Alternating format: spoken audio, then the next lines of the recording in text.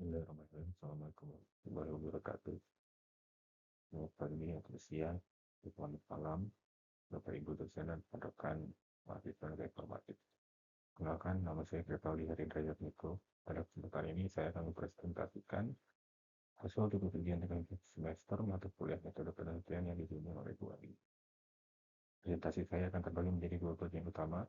Bagian pertama adalah sebuah reflective writing, di mana saya akan berbagi perjalanan dan perubahan cara pandang saya dalam memahami konsep-konsep kunci metode PBT. Bagian kedua adalah aplikasi dari pemahaman tersebut dalam bentuk sebuah proposal penelitian yang konkret di bidang teknik skill.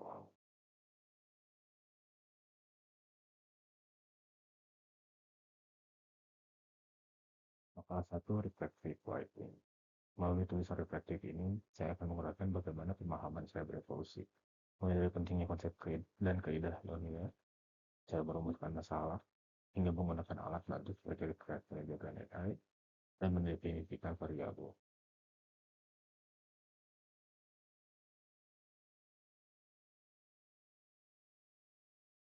Sebelum mengikuti mata kuliah ini, saya melihat penelitian ilmiah sebagai tugas yang sangat rumit dan menakutkan. Saya sering berpikir bahwa penelitian hanya sekedar kegiatan mengumpulkan data untuk memenuhi syarat kelulusan, tanpa benar-benar memahami bagaimana cara memulai dengan benar.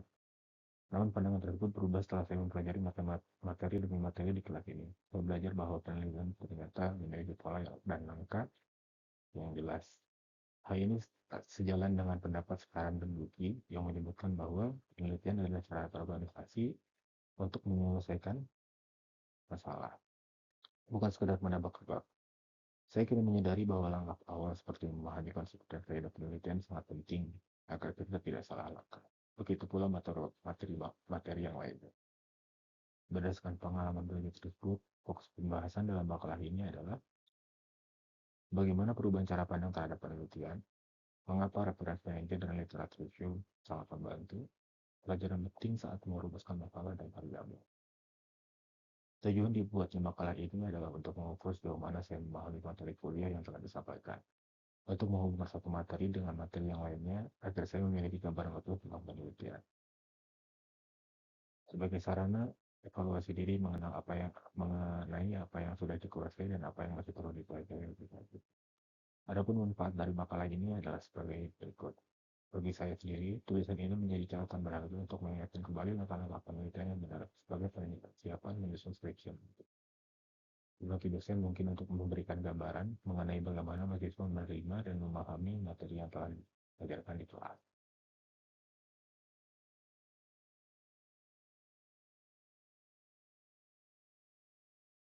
Konsep dan kaidah penelitian. Sebelum mendalami teknis penelitian, pemahaman mendasar mengenai filosofi penelitian menjadi gerbang utama. Berdasarkan materi yang dipelajari, penelitian ilmiah bukan sekedar kegiatan mengumpulkan informasi, melainkan usaha sistematis untuk menemukan kebenaran. Mengacu pada Karinger dan Sugiono, penelitian ilmiah harus memenuhi kaidah sistematis, empiris, dan rasional. Saya mempelajari bahwa ada perbedaan tegas antara penelitian ilmiah dan non-ilmiah. Penelitian non-ilmiah berbasis pada intuisi atau akal saya semata yang seringkali tidak teruji. Sedangkan penelitian ilmiah berbasis pada data empiris yang dapat diverifikasi. Terdapat pula prinsip objektivitas, di mana peneliti harus bebas dari bias pribadi agar hasil penelitian valid dan reliable. Materi ini mengubah paradigma saya yang sebelumnya sering mencoblorkan opini pribadi dengan fakta. Saya menyadari bahwa dalam bidang teknik sipil, keputusan tidak bisa diambil hanya berdasarkan kira-kira, tetapi harus melalui prosedur yang terukur dan replikatif, dapat diulang oleh orang lain dengan hasil yang sama. Pemahaman tentang etika penelitian, seperti kejujuran data, penghindaran plagiarisme, menjadi fondasi moral yang saya pegang teguh sebelum melangkah ke tahap teknis.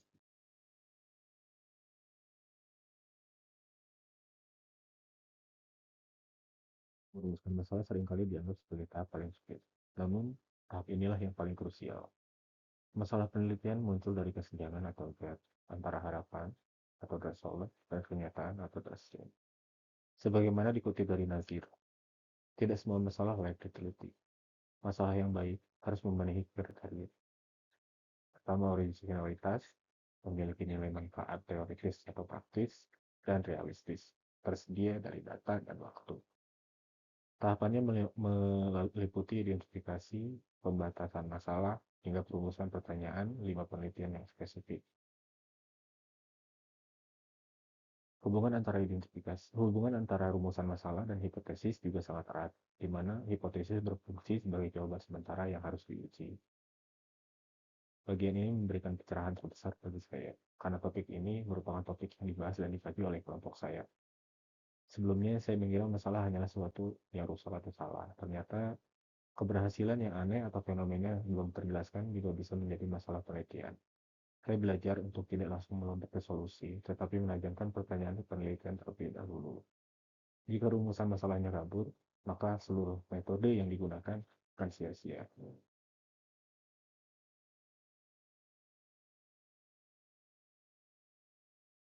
Literatur review dan reference manager. Penelitian tidak selalu hanya penemuan baru, melainkan juga melanjutkan apa yang sudah ditemukan peneliti sebelumnya.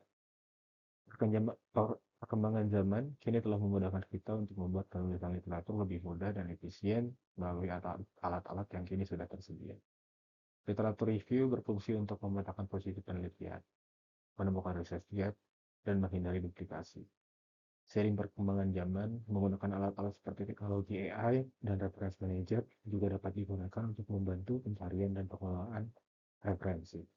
Penggunaan alat ini membantu peneliti melakukan citasi dengan gaya yang benar dan menyusun daftar pustaka secara otomatis. Pengenalan terhadap reference manager dan AI adalah keterampilan teknis yang sangat menghemat waktu. Dulu, penyusunan daftar pustaka adalah hal yang menakutkan karena potensi kesalahan. Dengan bantuan alat-alat tersebut, saya bisa fokus pada konten penulisan daripada pusing memikirkan titik koma dalam citasi. Selain itu, teknik mencari gap analisis dan operatif menggunakan bantuan AI menjelaskan saya bahwa teknologi dapat menjadi asisten riset yang hebat selama kita tetap memverifikasi kebenaran datanya dan memakainya secara bijak.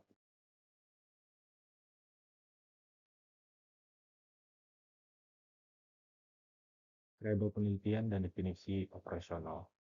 Materi terakhir ini mengenai variabel adalah jembatan yang menghubungkan konsep teoritis dengan data lapangan. Variabel adalah atribut yang memiliki variasi nilai. Berdasarkan materi yang dipaparkan oleh rekan-rekan kelompok lain, variabel dibagi menjadi satu, variabel independen atau bebas. Variabel ini adalah penyebab timbulnya variabel dependen. Lalu ada variabel dependen atau terikat. Variabel ini adalah variabel akibat yang diukur variabel independen. Lalu ada variabel kontrol yang dibuat konstan agar tidak terpengaruh faktor luar. Lalu ada variabel moderator yang memperkuat atau memperlemah hubungan antara variabel independen dan dependen. Variabel intervening yang memperkuat atau memperlemah atau menjadi perantara hubungan, tetapi kehadirannya tidak dapat diukur secara langsung.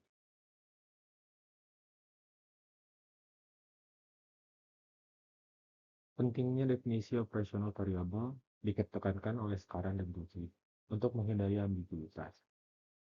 DOV atau variabel atau definisi operasional variabel mengubah konsep menjadi indikator terukur. Misalnya, kekuatan beton didefinisikan secara operasional sebagai nilai bangunan maksimum persatuan luas yang diuji menggunakan mesin tekan.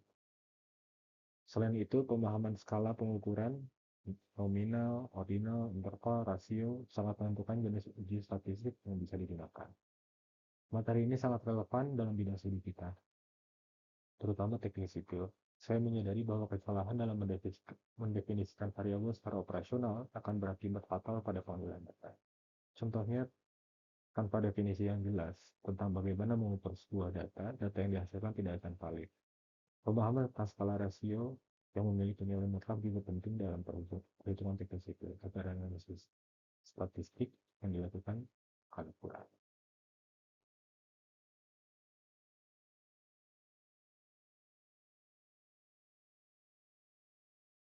Secara keseluruhan, seluruh topik di atas saling terkait erat. Mulai dari tadi referensi manager hingga ke DOV tadi, konsep penelitian memberikan arah dan etika. Perumusan masalah memberikan fokus tujuan.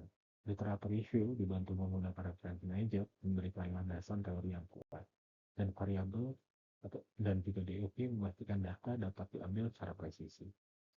Rangkaian materi ini yang telah membekali saya dengan kerangka berpikir yang logis untuk menyusun proposal penelitian yang berkualitas di masa depan.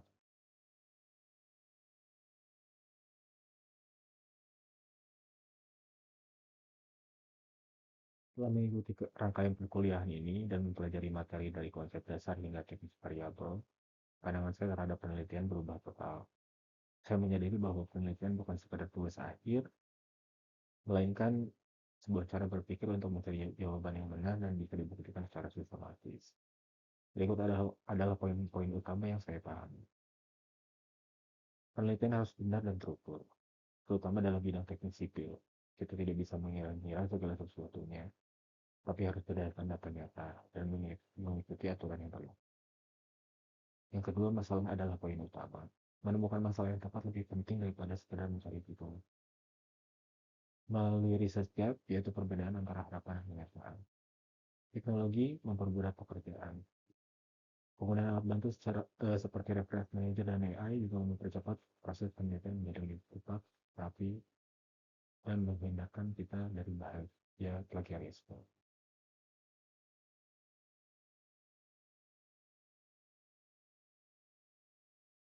Sebagai langkah nyata dari apa yang sudah saya pelajari, kedepannya saya akan mencoba untuk memulai hal-hal berikut untuk persiapan skripsi nanti.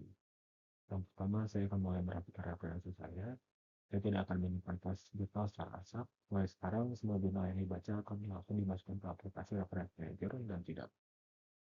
Dan agar nantinya pembuatan daftar pustaka bisa otomatis dan tidak membuat pusing. Saya akan lebih kritis lagi membaca jurnal. Saat membaca penelitian orang lain, saya akan mencari bagian saran atau kekurangan dari penelitian tersebut untuk menemukan ide baru yang bisa diteliti.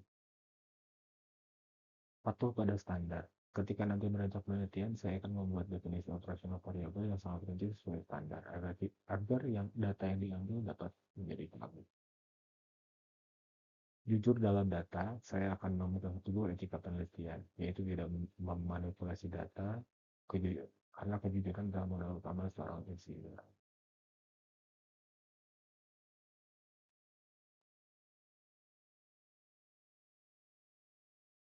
Berikut adalah daftar pustaka yang saya jadikan referensi dalam penyusunan tulisan ini.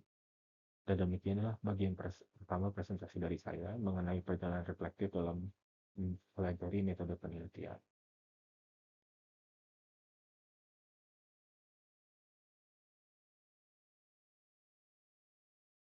Sekarang tiba saatnya untuk menerangkan kerangka berpikir tersebut ke dalam sebuah studi kasus yang nyata.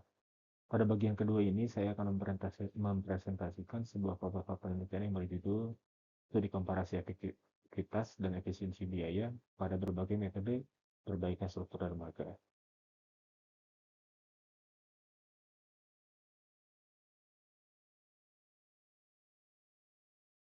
Pelabuhan merupakan infrastruktur vital dalam sistem logistik global. Data United Nations Conference on Trade and Development mencatat bahwa lebih dari 80% volume perdagangan dunia didistribusikan melalui jalan transportasi laut. Mengingat peran strategisnya, struktur dermaga mayoritas dibangun menggunakan material beton berpulau karena keunggulan dalam kapasitas dukung beban dan durabilitas. Namun, lingkungan laut adalah lingkungan exposure yang sangat agresif. Laporan komprehensif dari NASE Internasional dalam studi Impact mengestimasi bahwa biaya kerugian total akibat korosi infrastruktur mencapai 2,5 triliun dolar per tahun, atau setara dengan 3,4% dari produk domestik bruto global.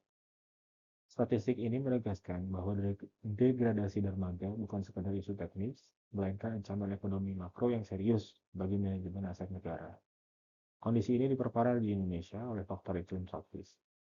Karena dengan suhu rata-rata harian yang mencapai 28 hingga 32 derajat Celcius untuk kelembaban yang tinggi, laju reaksi kimia korosi berlangsung lebih cepat dibandingkan di negara subtropis.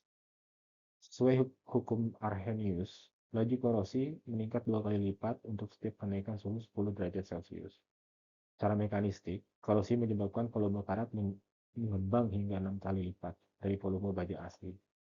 Tekanan ekspansi ini yang mencapai lebih dari 10 MPa melampaui kuat tarik beton menyebabkan keretakan dan terkelupasan selimut beton atau spaling yang menurunkan kapasitas struktur secara signifikan. Permasalahan mendasar di lapangan adalah ketidaktepatan dalam pemilihan metode perbaikan. Pengelola pelabuhan seringkali dihadapkan pada keterbatasan anggaran, sehingga cenderung memilih metode perbaikan dengan biaya awal yang rendah, yaitu penambalan atau patching. Padahal keputusan ini seringkali fatal. Ketiadaan pedoman kooperatif ini menyebabkan seringnya kesalahan pengambilan keputusan di lapangan.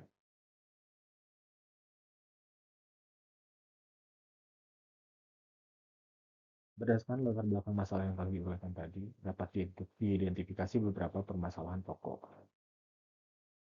Yang pertama, tingginya kerugian ekonomi akibat korosi infrastruktur yang menuntut strategi pemeliharaan secara efektif. Kedua, percepatan kerusakan dermaga di Indonesia akibat iklim tropis yang mempercepat laju reaksi kimia korosif. Tingginya tingkat kegagalan perbaikan beton di lapangan. 50% kebanyakan gagal dalam kurun waktu kurang dari 5 tahun. Dominasi kesalahan pemilihan metode patching pada kerusakan luas yang memicu kerusakan sekunder atau efek anodisipien dan kurangnya pemahaman mengenai perbandingan efisiensi biaya jangka panjang antara metode perbaikan sederhana dan struktural.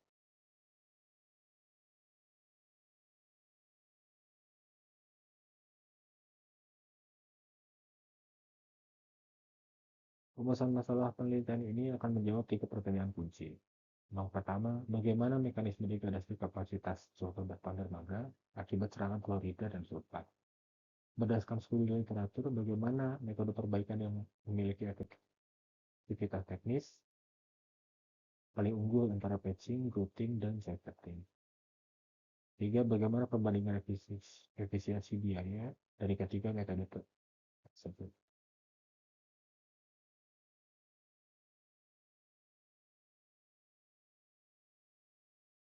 Tujuan proposal penelitian ini adalah untuk menjelaskan mekanisme kerusakan beton akibat lingkungan laut secara teoritis, menganalisis perbandingan kinerja teknis, metode perbaikan berdasarkan data sekunder,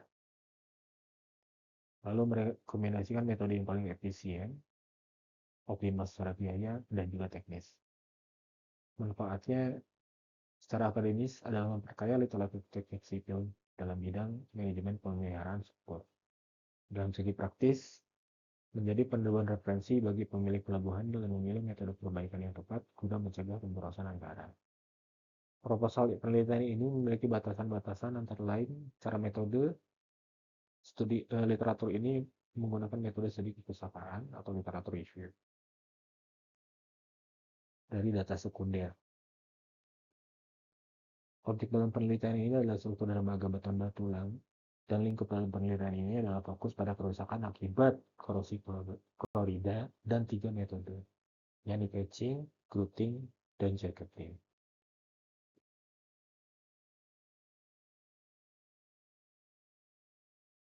Landasan teori kerusakan pada beton. Yang pertama ada mekanisme korosi dan ekspansi. Kerusakan beton dermaga diawali oleh difusi ion klorida yang merusak lapisan pasif baja. Reaksi elektrokimia anoda katoda menghasilkan produk karat yang volumenya mengembang hingga 600% dari baja asli. Tekanan ekspansi internal inilah mencapai 27 MPa jauh melampaui kuat tarik beton, menyebabkan keretakan yang hebat. Model siklis hidup. Tuti pada tahun 1982 membagi umur beton menjadi 2 fase, yakni fase inisiasi dan fase propagasi.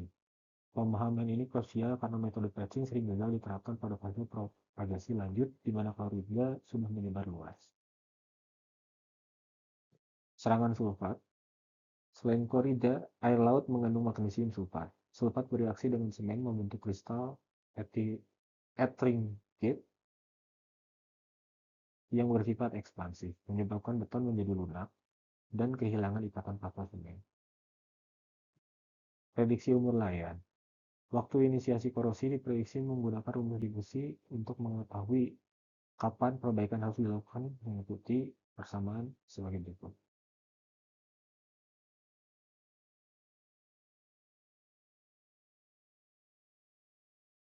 Tinjauan metode perbaikan.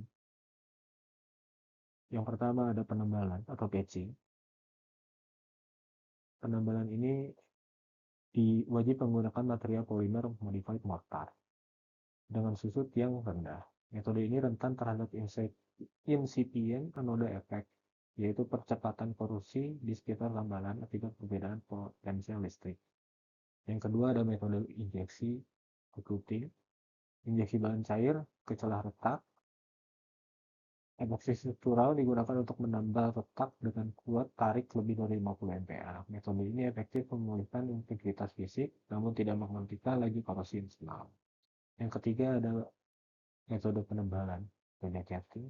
Teknik ini adalah perkuatan berat dengan menambah dimensi kolom atau balok menggunakan tulangan baru dan menggunakan beton self compacting atau SCC. Metode ini paling efektif karena mengembalikan dimensi selimut beton yang tergerus abrasi dan meningkatkan kapasitas beban secara signifikan.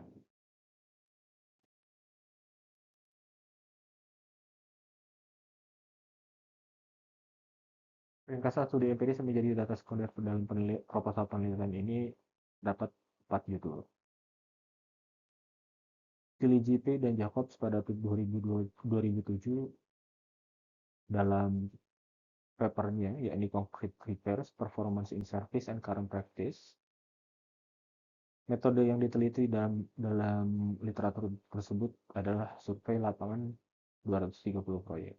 Dari hasil temuan tersebut, ditemukan bahwa 50% metode patching gagal dalam kurang waktu 5 tahun.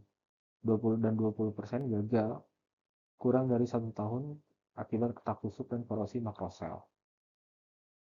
Dalam paper yang kedua, yang ditulis oleh Pratama pada tahun 2021, dengan judul Evaluasi Kinerja Perbaikan Beton pada Lingkungan Laut, melalui penelitian tersebut, hasil temuan utamanya adalah grouting berhasil memulihkan kekuatan tarik, namun korosi internal tetap berlanjut. Jadi grouting hanya menjadi solusi sementara.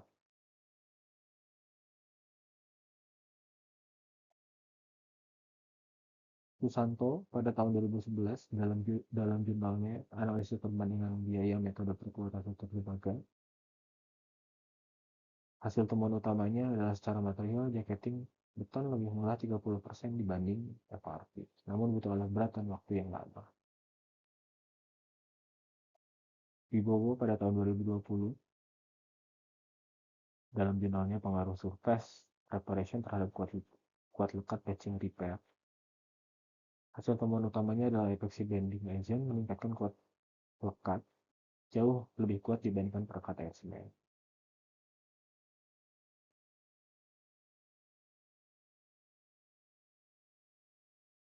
Dalam penelitian ini, variabel dibedakan menjadi 2 kategori utama, sesuai dengan kebutuhan kasualitas. Yang pertama ada variabel bebas. Variabel yang mempengaruhi atau menjadi sebab perubahan. Ini variabel terikat. Dalam studi ini, variabel bebasnya adalah jenis metode perbaikan, yang terdiri dari 3 variabel utama, yakni metode penambalan atau patching. Yang kedua ada variabel metode injeksi atau gluting. Variabel bebas yang ketiganya adalah metode penambalan atau concrete jacketing. Yang kedua ada variabel terikat, variabel yang dipengaruhi atau yang menjadi akibat karena adanya variabel bebas. Dalam studi ini, variabel terikatnya adalah kinerja metode perbaikan yang dibagi menjadi 2. Pertama ada efektivitas teknis atau kualitas struktur, kemampuan metode dalam mengembalikan integritas mekanik struktur. Yang kedua ada efisiensi biaya secara ekonomi atau perbandingan biaya finansial dengan hasil volume pekerjaan.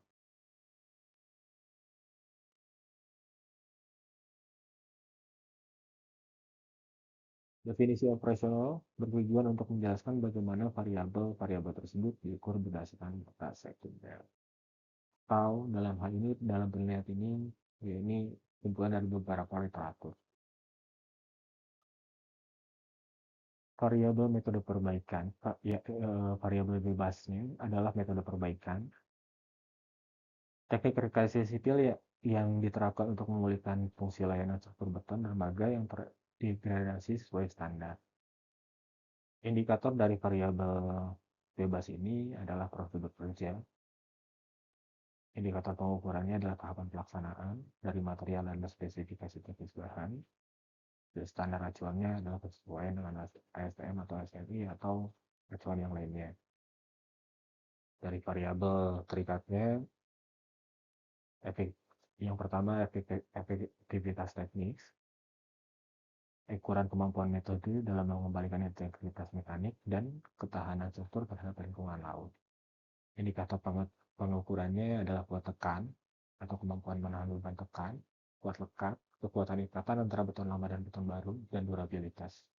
Prediksi umur layan pasca perbaikan. Yang selanjutnya adalah variabel terikat. Variabel terikat yang kedua adalah analisis perbandingan antara biaya finansial yang dikeluarkan dengan hasil volume pekerjaan yang didapat. Indikator pengukurannya adalah biaya satuan, analisa harga. Yang kedua ada biaya risiko, potensi biaya akibat perbaikan yang berulang.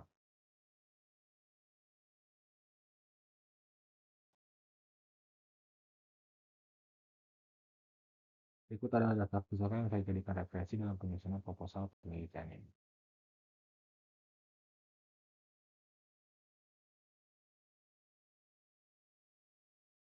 Kita telah sampai di akhir presentasi, izinkan saya merangkum 2 poin utama yang telah kita bahas tadi. Pertama, dari sisi reflektif melalui makalah yang pertama, perjalanan pembelajaran metode penelitian telah mengubah paradigma lain. Penelitian bukan lagi sekedar tugas yang menakutkan, melainkan sebuah proses intelektual yang terstruktur untuk menemukan kebenaran yang dapat dibuktikan. Yang kedua, dari sisi aplikasi melalui makalah 2, proposal penelitian mengenai perbaikan struktur lembaga ini adalah upaya konkret untuk menerapkan metodologi ilmiah dalam menjawab tantangan nyata di lapangan. Terima kasih sebesar-besarnya atas perhatian Bapak dan Ibu dosen dan rekan-rekan sekalian. Saya sangat terbuka untuk menerima pertanyaan, kritik, dan saran yang membangun untuk menyempurnakan proposal ini. Akhir kata, Assalamualaikum warahmatullahi wabarakatuh.